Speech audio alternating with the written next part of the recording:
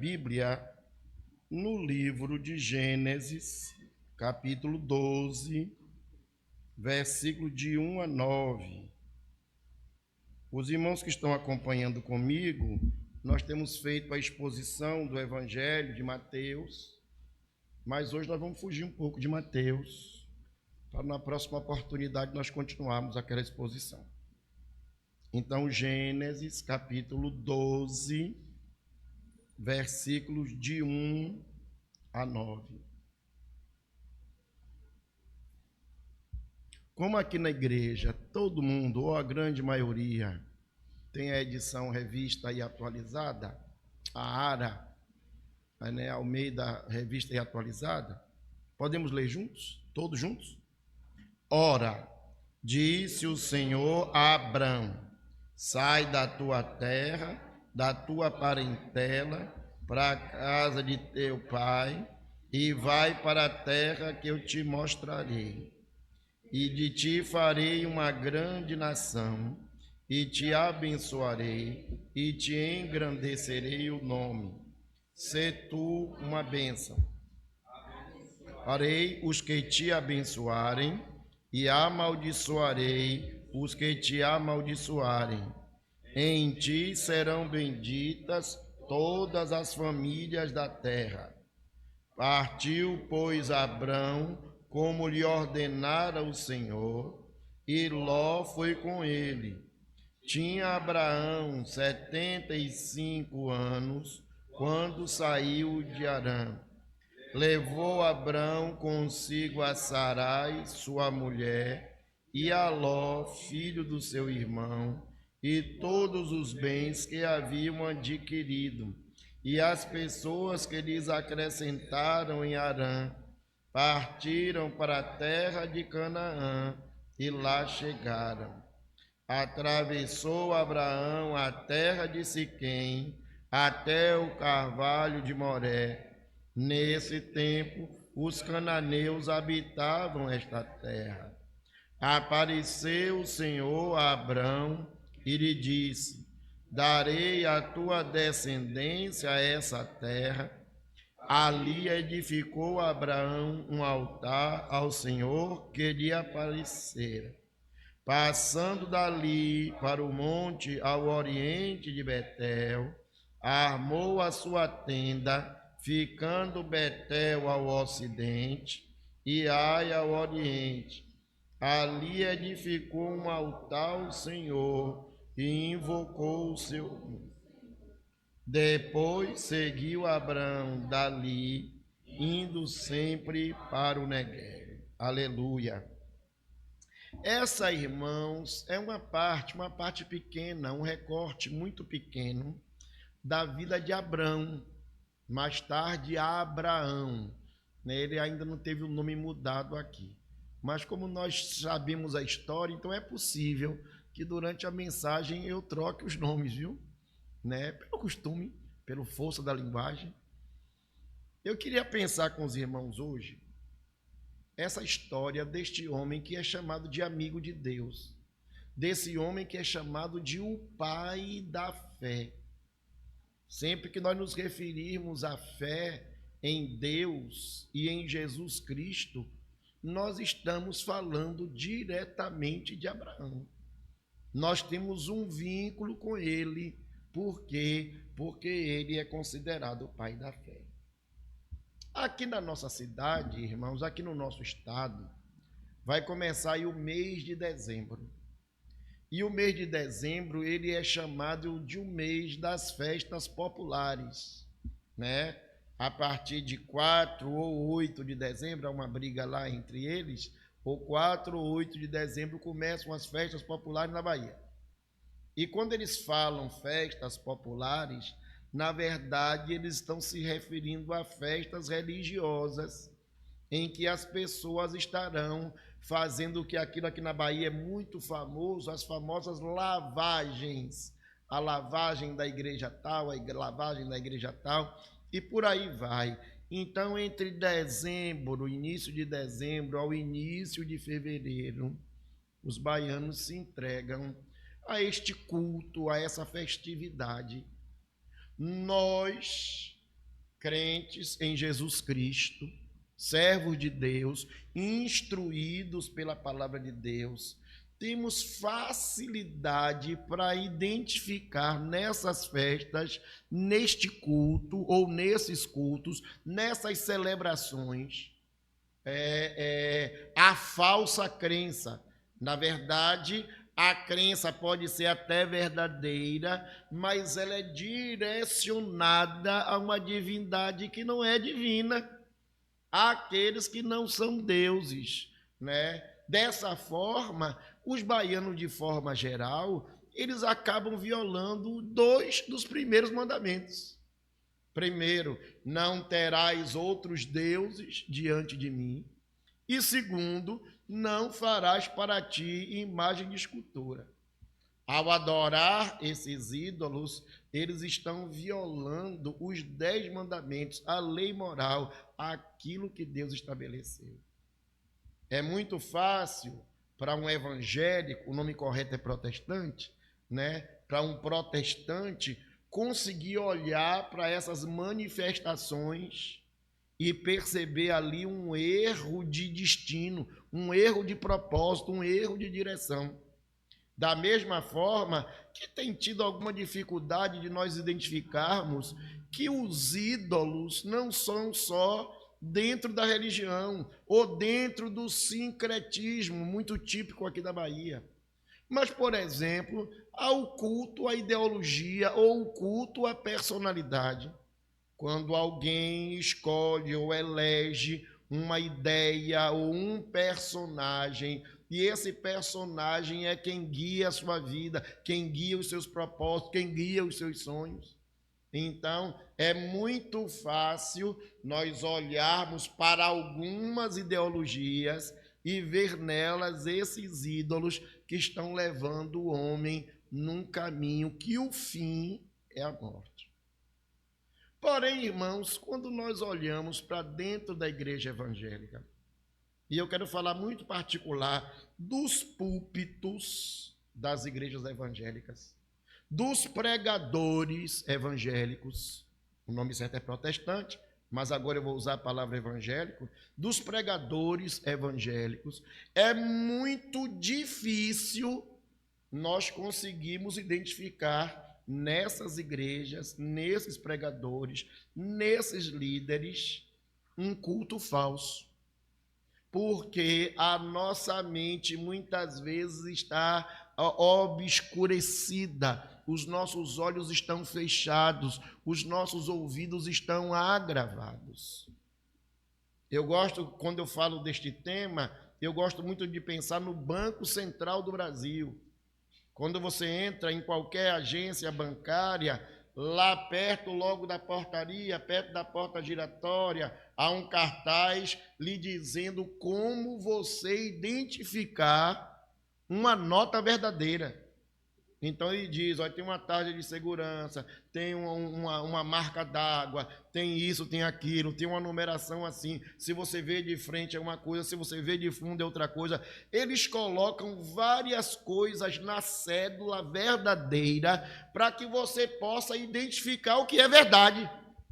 Para que você não tenha prejuízo monetário, prejuízo financeiro, diante das inúmeras cédulas falsas que estão circulando no mercado.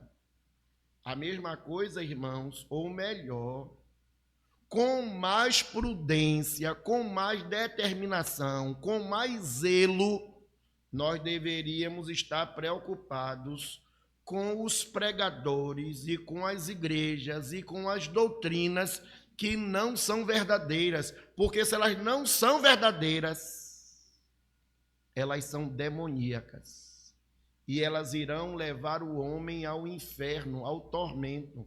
Apesar de estarem na igreja, muitas vezes falando do nome de Jesus e acreditando que aquilo que está sendo feito ali está sendo feito para Jesus ou por Jesus, ou orientado por Jesus, não tem nenhum respaldo com as Escrituras. Deus diversas vezes advertiu que não é o que me diz Senhor, Senhor, que entrará no reino dos céus, mas aquele que faz a vontade do meu Pai que está nos céus. Ao olhar então para Abraão, eu queria tirar algumas lições logo desse primeiro momento que a Bíblia narra sobre a história dele. Se ele é chamado de o pai da fé, então eu gostaria de chamar de as características da fé verdadeira. Você que vai para a igreja, seja essa aqui presbiteriana, ou seja outra, batista, pentecostal, desejo amor, qualquer outra igreja, você que está ouvindo aí pela internet, que vai para a igreja, ou se acostumou a ficar em casa, você já sabe se sua fé é verdadeira? Você já consegue identificar se sua crença é verdadeira? Se o seu pastor, se o seu líder, se o seu pregador está pregando verdadeiramente a palavra de Deus? Vejam comigo aí, primeiro ponto, quais são as características de uma fé verdadeira, de uma fé genuína, de uma fé válida? Está nos versículos 1 a 3. Ela começa pelo ouvir.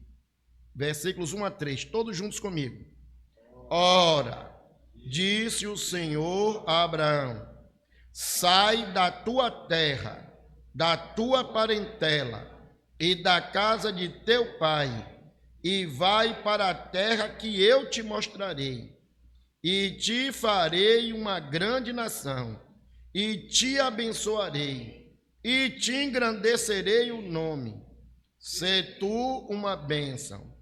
Abençoarei os que te abençoarem, e amaldiçoarei os que te amaldiçoarem. Em ti serão benditas todas as famílias da terra. Irmão, preste atenção que isso aqui é muito importante. Muitas igrejas, muitas, não são poucas não, muitas igrejas falam de tudo ou de qualquer coisa. Falam de ideologia, falam de pensamento, falam de beleza, falam de coreografia, falam de dança, dança do culto, né? A coreografia, que eles chamam de dança cultica. Não tem nenhuma passagem na Bíblia que fale de uma dança cultica, né? Eles vão se referir lá a Miriam, mas quem vai ler o texto, Miriam não dançou no culto, não estava na presença de Deus, não estava na celebração, não estava no tabernáculo, porque na época não tinha templo, né? Não estava nada disso, mas a pessoa pega o versículo mal interpretado e criou ali a dança acústica. Preste atenção. A fé verdadeira, ela vem pelo ouvir, pelo examinar, pelo conhecer, pelo estudar, pelo meditar na palavra de Deus. O apóstolo Paulo, escrevendo aos Romanos, no capítulo 10, eu vou ler aqui, quem quiser pode ler depois, capítulo 10, Romanos 10, 14 e 17. Eu vou ler primeiro o 17, vou inverter. Assim, a fé vem pelo ouvir, e o ouvir a palavra de Cristo. Você não ouve a palavra do pastor, né? Você só ouve a palavra do pastor se ele estiver pregando a palavra de Deus com toda a fidelidade. Se ele não estiver pregando a palavra de Deus com toda a fidelidade, não é para se ouvir. Porque a palavra do pastor não salva. A palavra presbiteriana não salva, a palavra batista não salva, a palavra assembleana não salva. Quem salva é a palavra de Deus, porque a fé vem pelo ouvir, e o ouvir a palavra de Deus. É incrível, irmãos, quando nós falamos de nossas crianças, muitas vezes nós criamos todos os mecanismos, eu digo assim, criamos os mecanismos para desevangelizar nossas crianças. Um dos mecanismos é o celular.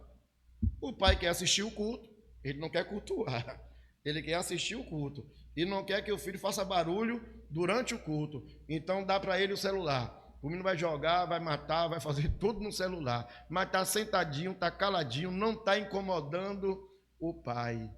Esse menino não está ouvindo a palavra de Deus. Aqui na igreja nós temos a maravilha de treinar nossos filhos, nossas crianças e adolescentes a copiarem os textos, copiarem os pontos da mensagem. Isso é glorioso. Mas quantas vezes eles estão ali, ao invés de estar copiando a mensagem, estão fazendo o desenho do futebol, do Bahia, do Vitória, da briga, do dorama, de não sei o quê, de não sei o quê. eles estão sendo impedidos de serem salvos, porque eles não estão ouvindo a palavra de Deus.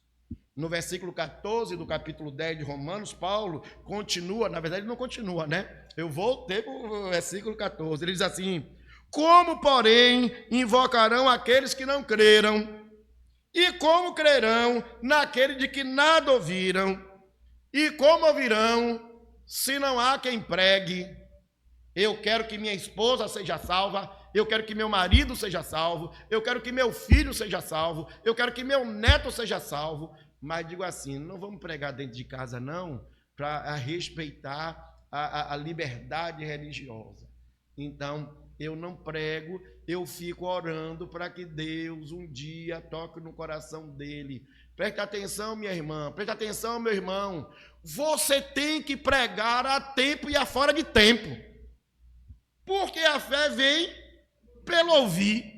Alguns irão ouvir, irão se chatear, irão se aborrecer, irão rejeitar, irão debochar, irão afrontar, né, pelo mundo afora. Mas é esta palavra que está sendo semeada através da pregação que vai demonstrar uma fé verdadeira, que vai produzir uma fé verdadeira. A fé não é em si. A fé não é na sua igreja. A fé não é no seu líder. A fé é na palavra de Deus. Eu nunca esqueço isso. Eu era bem mais jovem, eu era jovem ainda. Eu estava ali na Piedade e um daqueles pregadores da rua, gritando na rua, e ele estava ali na parte da Piedade, gritando e falando e tal. E o presbiteriano não gosta muito disso não, né? Assim, é maluco, tá ali, é malucado e tal. Aí alguém subiu no ônibus e disse assim, isso daí é maluco. Uma maluquice. Aí a outra pessoa respondeu, maluco ele pode ser, mas ele está falando a verdade. Qual era a verdade? Arrependei-vos, porque está próximo o reino de Deus. Arrependei-vos, para que sejam cancelados os vossos pecados. Arrependei-vos e convertei-vos. Então, aquele tido como maluco pode ser até maluco, mas a pregação dele é verdadeira, porque esta palavra é espírito e vida. Não quer que você tenha crido, meu irmão? Não quer que você tenha acreditado? Em que ideologia? Em que pensamento? O que é que sua igreja prega? O que é que essa igreja tem pregado? O que é que você tem ouvido pela internet afora, nos canais que você ouve por aí? Em segundo lugar, qual a característica de uma fé verdadeira? A fé verdadeira leva o homem à obediência. Versículo 4, todos juntos, o versículo 4. Partiu, pois, Abrão, como lhe ordenara o Senhor. Somente até aí. Vamos repetir? Partiu, pois, Abraão, como lhe ordenara o Senhor. Eu acho isso, Arthur, intrigante. Porque na igreja presbiteriana, a gente diz assim, como a Bíblia ensina, que o homem é salvo pela fé. Ele é salvo por Cristo, através da fé, né? Pela graça, sois salvos por meio da fé. Então diz assim, aí Paulo, o apóstolo, vai insistir, independentemente das obras. Isso a gente já sabe, o homem é justificado pela fé. Pronto.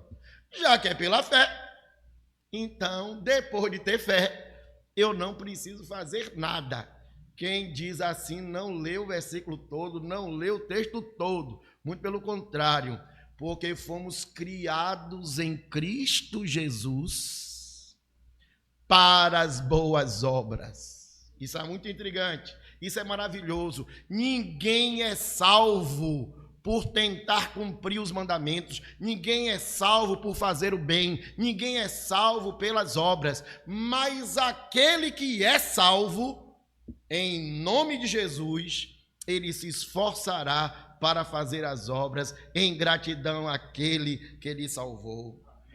Abraão creu. E o escritor de Hebreus diz assim, ó, e isso foi tomado por justiça. Mas o Abraão que creu, aqui agora no versículo 4, diz o quê? Ele obedeceu conforme o Senhor lhe ordenara. Dê glória a Deus, meu irmão. Abraão obedeceu. Ele não só creu, não. Ele obedeceu.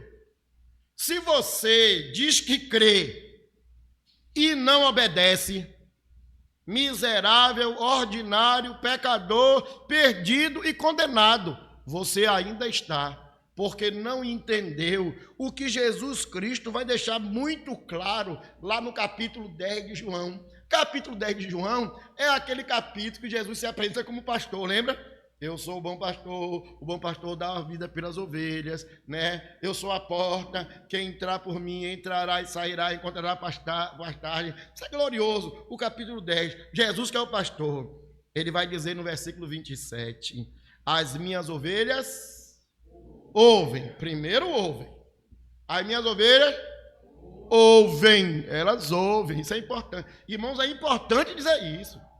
Tem gente que não ouve, que não está pronto para ouvir, né? Mas elas não só ouvem, não. Elas ouvem a minha voz, eu as conheço. E elas me seguem. Me seguir aí, ó, me obedecem. Elas seguem a ordem, elas seguem a orientação, elas seguem o mandamento, elas guardam o mandamento. Elas estão dispostas a cumprir segundo aquilo que Deus tem ordenado, ensinando-os a guardar todos os mandamentos que eu tenho ensinado, e eis que estou convosco todos os dias até a consumação dos séculos. Ou seja, quem é ovelha de Jesus, ouve e obedece. Quem não obedece não é ovelha de Jesus, não adquiriu a fé verdadeira. Por exemplo, nesses movimentos que tem aí, né, de alguns pregadores, dizem assim, não, rapaz, Deus quer salvar a sua alma. Você pode continuar no mundo, no carnaval, na festa, no festival de verão de Salvador, no trio elétrico, na orgia. Deus está preocupado com sua alma. Né? Você tem um contrato com uma banda, você tem um contrato com um trio elétrico, você tem um contrato com não sei quem. Não, rapaz, Deus não está muito preocupado com isso, não, rapaz. Deus está preocupado com a sua alma. Se você ouve, está feliz. Se você tatua no peito, abençoado. Se você subir no trio elétrico e cantar umas 2 músicas, né? Ou alguém me disse assim, faz muito tempo, eu fui para a terça da bênção, fiquei lá até de madrugada, sacudindo com Xande da harmonia. Eita, que maravilha! E depois Xande parou e fez uma oração e eu fui para casa abençoado. E sabe o que é brincadeira? Tem milhões de crentes pensando assim, porque esqueceu que quem quer ser meu discípulo, disse Jesus, quem quer vir após mim, negue-se a si mesmo, a sua vontade, ao seu desejo. O cara diz, não, rapaz, satisfaça o seu desejo, faça o que você quer. Isso é qualquer coisa, meus irmãos, menos a fé verdadeira. Moisés, Deus, através de Moisés, quando está concluindo lá o livro de Deuteronômio, capítulo 28, ele começa dizendo assim, ó, se atentamente ouvires a voz do Senhor teu Deus, tendo cuidado de guardar todos os seus mandamentos que hoje te ordeno, o Senhor teu Deus te exaltará sobre todas as nações da terra. E aí ele vai dizer, fazer uma lista das bênçãos daqueles que ouvem e guardam. Esse guardar aí, irmãos, é importante, viu? É guardar, é observar, é cumprir, é com zelo. Esta palavra está no coração, mas não está no seu coração, está na mente. Não está só na mente, está na língua. Não está somente na língua, está nas mãos. É esta palavra que ele tem guardado. E isso é característica de uma fé verdadeira. Se você não tem guardado essa palavra, sua fé pode ser qualquer coisa, menos a verdadeira. Em terceiro lugar, eu queria voltar para o versículo 1. A fé verdadeira provoca uma mudança abençoadora. Vamos lá? Versículo 1. Ora, disse o Senhor a Abraão, sai da tua terra, da tua parentela, da casa do teu pai, e vai para a terra que eu te mostrarei. Irmãos, isso aqui é uma coisa interessante. Daqui a pouco, Deus vai dizer, vou te abençoar. E daqui a pouco Deus vai incentivar. Seja uma bênção. Mas a primeira coisa que você precisa fazer é mudar. Saia da sua terra. Saia da sua parentela. Saia de onde você está. Aqui parece uma contradição. Deus não está preocupado em salvar a família? Deus não ama a família? Deus não constitui a família? Deus não se relaciona com o homem através da família? Mas Deus está dizendo a Abraão, Abraão, eu estou te chamando para uma obra magnífica, que o resultado dela é a vida eterna, e para você alcançar, você tem que sair do meio disso aí. Nós só vamos entender isso bem mais tarde, irmãos, que nós vamos descobrir que a família de Abraão era idólatra. Ele vivia em Ur dos Caldeus, seu pai fazia ídolos. E o próprio Abraão, mais tarde, é apresentado como alguém que fazia esses ídolos, fazia essas estatuetas. Deus está dizendo, Abraão, sai daí. Abraão, larga essa prática. Abraão, larga essa vida. Abraão, larga este mundo. É Abraão, viu, irmãos? Lembra do vício do nome, né? Larga este mundo. Larga essas coisas para trás. Deixa isso para trás. É como se ele estivesse dizendo aquilo que vai acontecer muitos anos depois, muitos séculos depois, com Bartimeu, irmãos. Bartimeu é aquele cego no caminho que está lá com a sua capa. Isso é glorioso na palavra, porque quando diz assim, Bartimeu, o mestre te chama. A Bíblia diz que Bartimeu, de um salto, ficou de pé e deixou para trás o quê? A sua capa. Gente, a capa era tudo que ele tinha.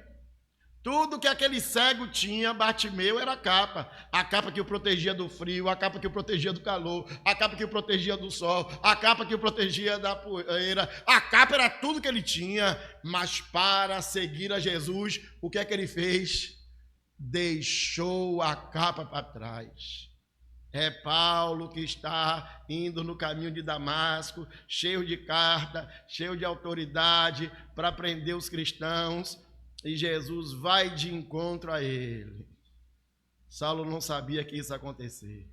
Ele estava carregando ódio no seu coração, zelo por uma fé.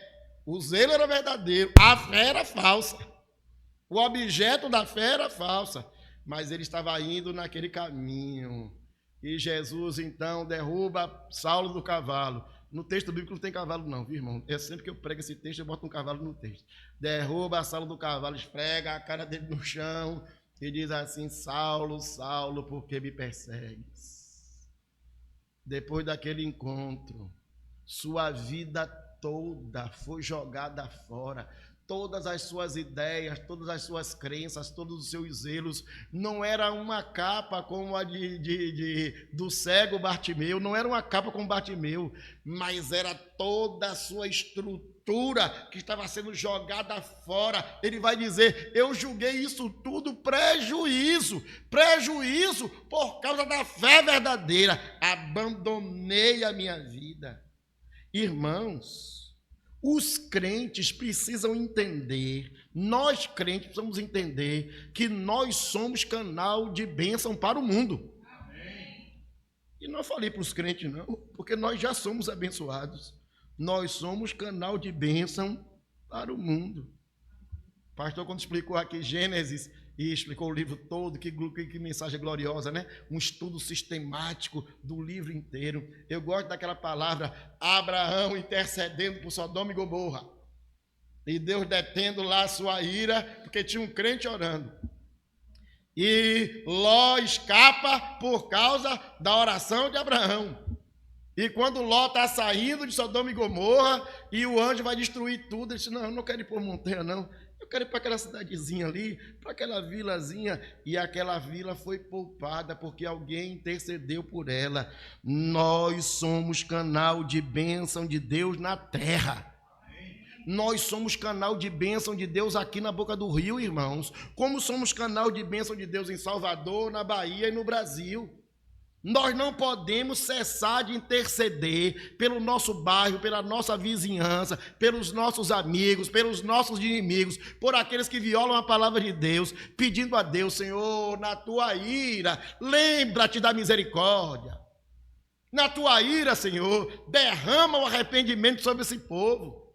Tenha misericórdia desse povo, Senhor. A fé verdadeira, irmãos, transforma o homem numa pessoa abençoadora, provoca uma mudança abençoadora. Você sai de onde você está. Você sai do império das trevas e é transportado para o reino do Filho do seu amor. Você sai sob o domínio do mal, daquele espírito que agora atua nos filhos da desobediência. Você sai dessa situação e se torna uma pessoa abençoadora. 2 Coríntios, capítulo 5, versículo 7, é um dos versículos que eu mais repito das minhas mensagens, né? Já está decorado, mais decorado. Assim, se alguém está em Cristo, nova criatura é. As coisas antigas, as coisas velhas, já passaram. Eis que tudo se fez novo. Meu irmão, olhe sua vida há 10 anos atrás. Há 5 anos atrás, há 1 ano atrás, e eu quero lhe perguntar, o que foi que mudou? E o que mudou? Mudou para melhor? Você continua a mesma pessoa? E se mudou, mudou para melhor? Tem gente que não mudou, virou igual a pedra, jogado no mar afunda, não tem nada para oferecer a ninguém. E tem gente que quando mudou, se tornou uma pessoa pior do que era. Nós precisamos viver em novidade de vida. Jesus, no capítulo 5 do Evangelho de Mateus, diz: assim também brilhe a vossa luz diante dos homens.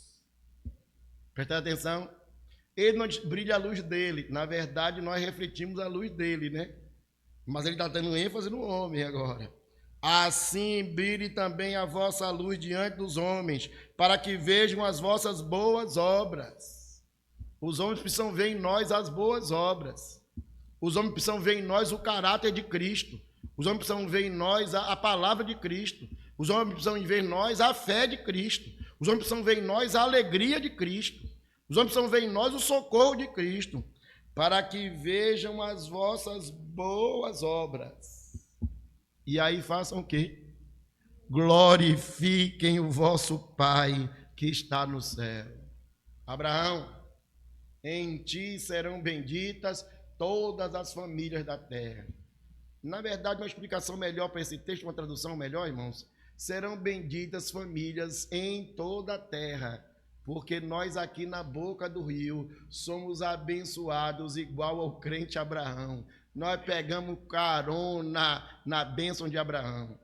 Eu não sei se você é da tribo de Levi, da Bíblia de Zacá, da Bíblia de quem é que você é tribo. Eu mesmo não sou de tribo de uma, sou de dos pretinhos africanos que vieram para cá. Mas eu sou da família de Abraão, porque eu creio no Deus de Abraão. Aleluia. E preciso transportar, abençoar o povo com a bênção de Abraão. Em quarto lugar, qual é a característica de uma fé verdadeira?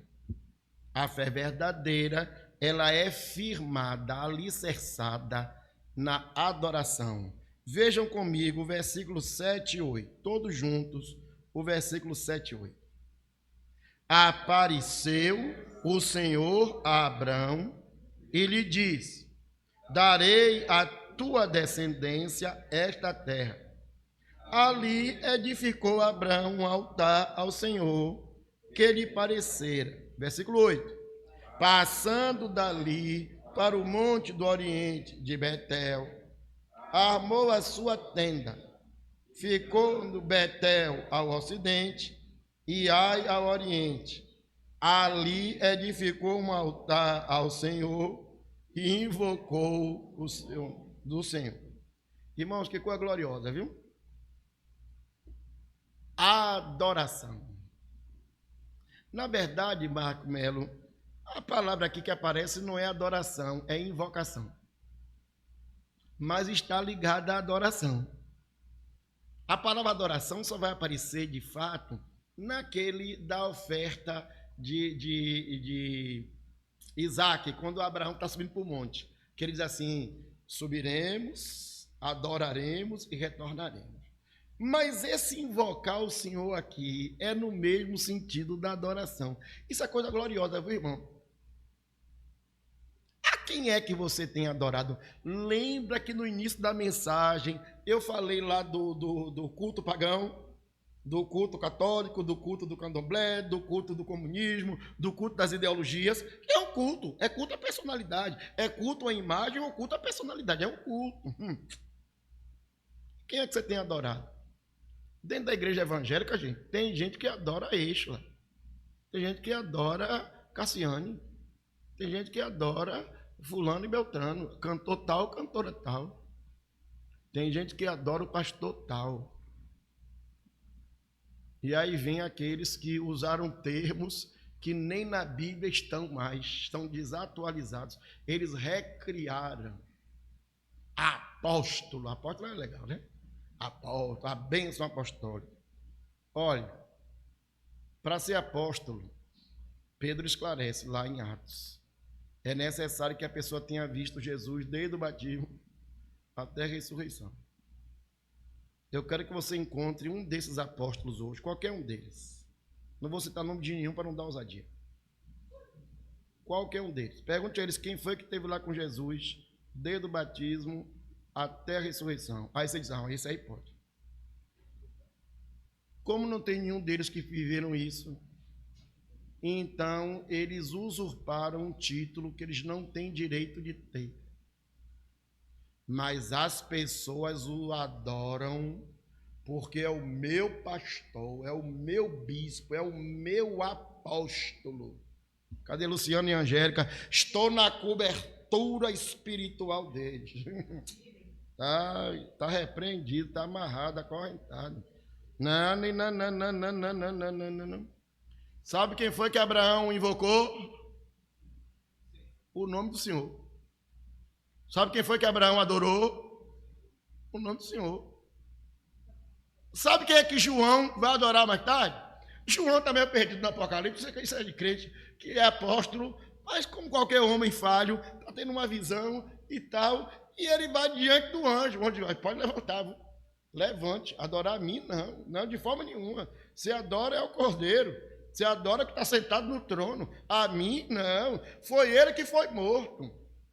Irmãos, por causa da veneração, isso é coisa de palavra católica, né? Mas tem crente fazendo a veneração igualzinho. Não, oração boa é de pastor Paulo. Porque quando o pastor Paulo ora, as paredes tremem, o telhado treme, e os anjos ouvem e os demônios correm. Você não entendeu ainda o que é a perseverança dos santos. Não é dos santos católicos, não. É que a oração de cada crente, ela vai direto para o trono de Deus, sem intermediário. Então a oração de pastor Paulo não é melhor do que a de pastor Cândido, que não é melhor do que a de Dionilson, que não é melhor do que a de Emanuel, que não é melhor do que Raimunda Justa, nem de Raimunda Santana, nem de Arthur. Nós precisamos dobrar o nosso joelho diante de Deus, rasgar o nosso coração e pedir a Deus graça sobre graça. É isso que a fé verdadeira provoca. Invocaram o nome do Senhor, buscaram o nome do Senhor, adoraram o nome do Senhor. É aquela mulher que está gritando lá, oi, Jesus, filho de Davi, tenha misericórdia de mim. E Jesus dá uma queimada clássica, nem fala com ela, fala com os apóstolos, não vou ouvir não. Não se dá comida aos cachorrinhos, não. A Bíblia diz, ela o adorou, irmãos. Isso é glorioso. A fé verdadeira lhe leva a adorar. A fé verdadeira não lhe leva a pedir, nem a clamar. Isso vai acontecer também, mas a atitude primeira de uma fé verdadeira é que ela provoca no coração do indivíduo a adoração. E onde foi que Abraão adorou? Vejam, irmãos, que os versículos citados, os 7 e 8, diz: o Senhor apareceu a Abraão e ele fez um altar onde o Senhor lhe aparecera. Só que Abraão não parou ali. Abraão continuou a jornada, passou para Betel, ficou entre Betel e Ai, e ali ergueu um outro altar e invocou ao Senhor. Irmãos, presta atenção. Não é o local, não. É a adoração. Deus que é adorado aqui, nessa capela, nessa igreja pequena, é o mesmo Deus que é adorado na catedral. E se não for assim, se não for o Deus que está sendo adorado, tudo que está sendo feito é profanação do nome de Deus. Não é este lugar que é santo, nem aquele lugar outro que é santo. O que importa é que nós invoquemos o nome do Senhor, que o nosso coração seja o altar, que a nossa casa seja um altar, que a nossa casa seja uma igreja, onde o nome de Deus é invocado, louvado, bendito, adorado e anunciado a tempo e a fora de tempo. No versículo 9, conclui essa ideia, porque a fé verdadeira, em quinto lugar, não se detém ao tempo e espaço. Vejam aí, versículo 9, todos juntos.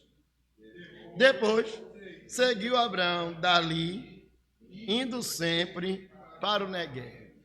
Eu gosto de pensar primeiro no versículo 4. Abraão partiu. Versículo 1, Deus deu a ordem. Versículo 4, Abraão partiu. Versículo 7 e 8, Abraão chegou. E Deus disse, é essa terra que eu vou lhe dar. Deus não poderia ter dito antes, João Nilson? Me diga aí para mim. Deus não poderia ter dito antes, olha, você vai andar assim, depois de 3 meses você vai chegar lá, vai ter uma montanha assim, vai ter um vale assim, é lá que você vai chegar, depois é lá que eu vou lhe dar. Olha, lá moram os cananeus, assim, assim, você vai ter que guerrear, papá. Deus não poderia ter dito isso lá no versículo 1? Podia. Mas Deus é o Senhor de todas as coisas, Senhor da nossa vida e Senhor da nossa história. Deus só avisou Abraão que era lá quando ele chegou lá. Deus só abriu o mar vermelho quando o povo começou a marchar. Porque clamas a mim, diga ao povo de Israel que marche. Deus estava dando bronca a Moisés. Agora não é hora de orar, não. Agora é hora de marchar, é hora de conquistar, é hora de fazer. Deus não está preso, irmãos, ao tempo e ao espaço.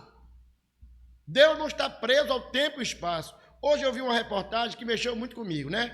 Eu sou menino, nascido e criado em Salvador, né? Nunca tive dificuldade com água como as pessoas do sertão, né? O cara aqui do sertão que vive dependendo da água, da chuva. Nunca tive essa dificuldade. Mas quando eu vejo aquelas reportagens, porque eu viajo muito para o sertão, né? Para pregar, então eu vejo aquela situação, fica assim. Aí hoje de manhã eu vi uma reportagem do pessoal que está comemorando a chuva. Choveu no sertão, aleluia. Ei, Angélica, choveu em Piaba, choveu em Capim Grosso, choveu. E o repórter perguntando, e esse brotinho aqui essa semana, as plantinhas que brotaram, né? O feijão. Ele fez esse feijão. Eu plantei no pó, plantei na seca. E plantar na seca é difícil, viu? Arar a terra na seca é difícil.